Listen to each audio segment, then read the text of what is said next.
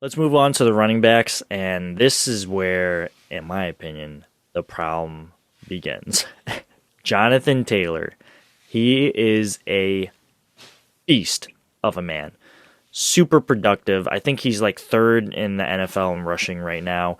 And I mentioned this on yesterday's episode. If you could combine Moss's physicality, Breida's speed, and Singletary's vision and balance, you get something similar to a Jonathan Taylor, right? And that's exactly who the Colts have. He's a factor. You have to keep him in mind when constructing a defense against him. And when the Bills did play him last year, they made him the focus. Like, all right, you're not going to beat us with Jonathan Taylor. You got to Philip. You're going to have to throw that ball, and it got a little close out there. But the Bills, I suspect, they'll make a big emphasis on stopping Taylor again this year, like they did last year in the playoffs.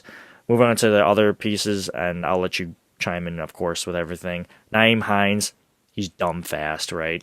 Makes plays whenever he gets the balls in his hand. He also does special team returns. That's someone you got to keep in mind for. And then Marlon Mack, I'm pretty sure he requested a trade. So, like, he's there, but he's not.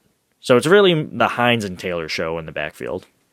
Yeah, Jonathan Taylor's easily my biggest concern going into this game. With Derrick Henry out for the rest of the season, I personally think Jonathan Taylor's the best running back in the NFL right now.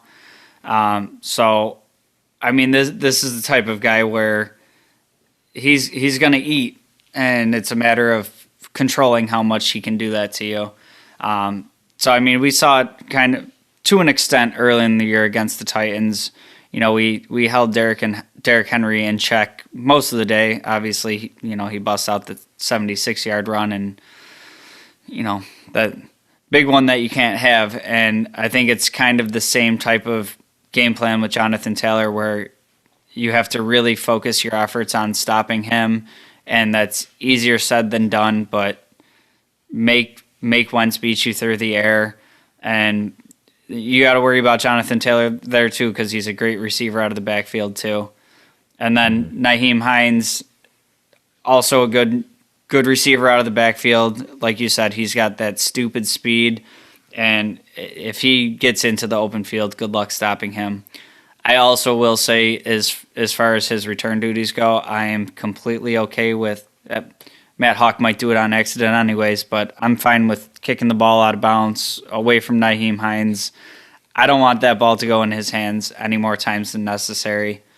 I don't know if you remember this or not, but it was like 2-3 weeks ago. I was just hanging out watching football, and I watched Hines bust out this long run on just like a simple crack toss play, and I just went right to my phone. I was like, Jake and Andrew, like, I want Nyheim Hines on my team next year. Make it happen, Bean. Oh yeah, and then he was like, fantasy or on the Bills, and you were like, both. Yeah, I need that guy. Right.